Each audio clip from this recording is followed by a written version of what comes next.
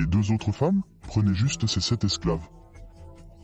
7 têtes en tout, d'accord? Hazrullah, j'ai assez d'esclaves du dernier djihad. J'ai juste besoin de Sophia. Dia, espèce de mule têtue. Prends ce que je t'offre avant que je ne change d'avis et que je te fasse couper les parties génitales. Dikam savait que le prophète était sérieux. Il prit les 7 esclaves et partit précipitamment.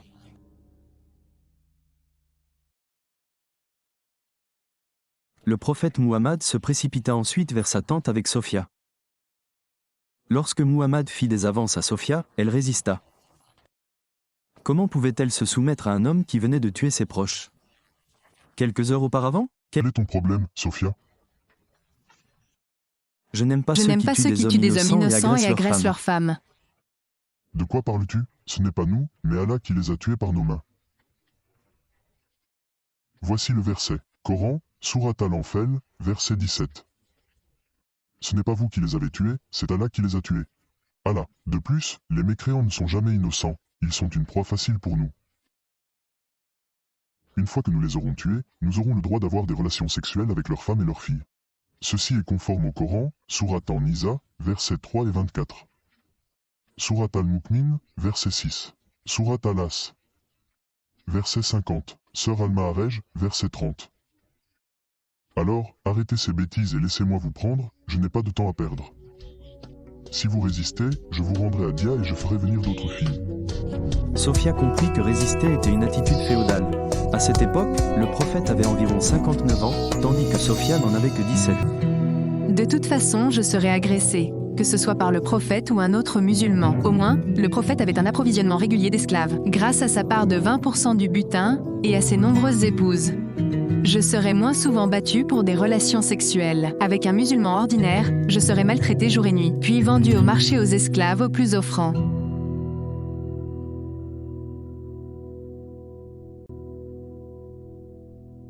Tandis que le prophète, alors qu'il était couché avec Sophia, il entendit du bruit près de sa tente. Il décida de sortir pour voir qui était cette personne. Qui est?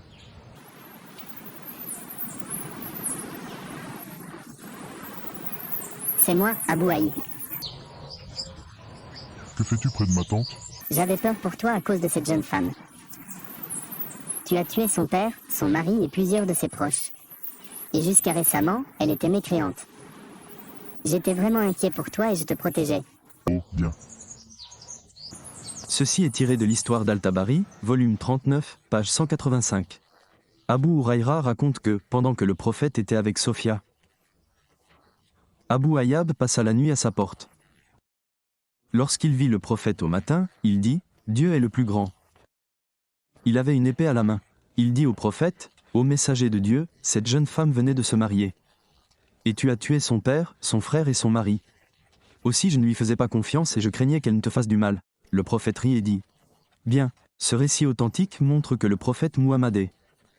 Ses compagnons n'avaient aucun scrupule à tuer. Le matin, ils violent leurs femmes et leurs enfants la nuit? Oui, tant que cela ne m'arrive pas, à moi et à ma famille. Pourtant, ils prétendaient être le meilleur exemple moral pour l'humanité. Coran, Sourate Al-As, verset 21. En vérité, dans le messager d'Allah, tu as un excellent modèle pour quiconque espère en Allah au jour dernier. Et invoque Allah fréquemment.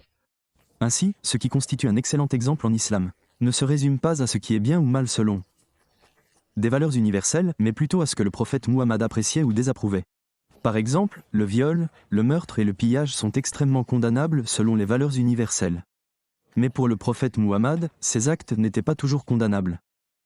Écoutez, Allah m'a ordonné de combattre les gens jusqu'à ce qu'ils disent. Il n'y a de divinité digne d'adoration qu'Allah. Et s'ils le disent, prient comme nous, se tournent vers notre Qibla. Et abattent comme nous, alors leur sang et leurs biens nous seront sacrés. Nous n'interviendrons pas contre eux, sauf en cas de loi, et ils devront rendre des comptes à Allah. Selon Boukhari, le prophète, paix et bénédiction sur lui, passa 3 jours en compagnie de Sophia. Il l'apprécia tellement qu'il décida de l'épouser. Sahih Boukhari, numéro 42-12. Anas ibn Malek rapporte que le prophète séjourna 3 jours avec Safia bint Huyay sur le chemin de Khaybar, où il consomma leur mariage. Sophia figurait parmi celles qui reçurent l'ordre de se voiler. Le voile symbolisait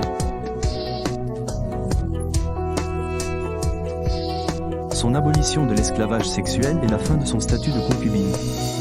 La loi islamique interdit aux femmes esclaves de porter le hijab. Le prophète, paix et bénédiction sur lui, décida de ne pas lui verser de dot. Sahih Bukhari, tome 1, livre 8, verset 367. Tubi demanda à Donis, au Abu Hamza, quel fut le montant de la dot versée par le prophète, paix et bénédiction sur lui. Donis répondit. Sa dot était sa propre dot, car il l'avait affranchie puis épousée. Je n'ai pas à payer la dot de Sophia, car cela aurait signifié la payer moi-même pour l'avoir affranchie. Pour ma bonté envers Sophia, Allah me récompensera doublement. La première fois pour l'affranchissement de Sophia, la seconde pour notre mariage. Elle a beaucoup de chances de rencontrer une personne compatissante et généreuse comme moi. Sahih Muslim, livre 8, verset 33-27. Abu Moussa a rapporté que son messager a dit, à propos de celui qui affranchit une esclave puis l'épouse, qu'il recevrait 2 récompenses. Croyait-il vraiment que le Seigneur lui accorderait 2 récompenses divines? Pourquoi faire? D'abord pour m'avoir affranchi, moi que lui seul avait réduite en esclavage. Ensuite pour m'avoir épousée, moi, la plus belle des filles, de 40 ans sa cadette.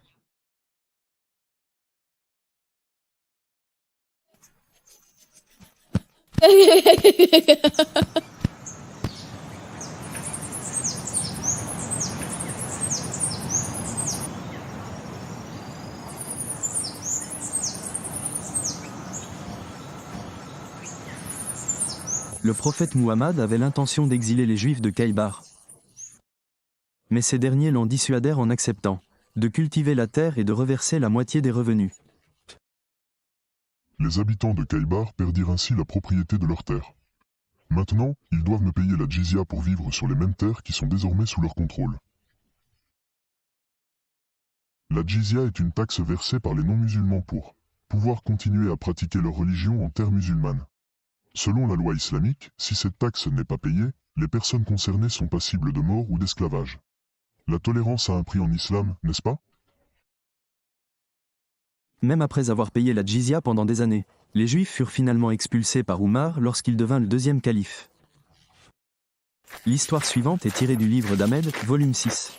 Page 337, cité dans Muhammad. Un jour, le prophète Muhammad partit en pèlerinage Hajj, accompagné de 2 de ses épouses, Zainab bint Jahsh et Sophia bint Huyay.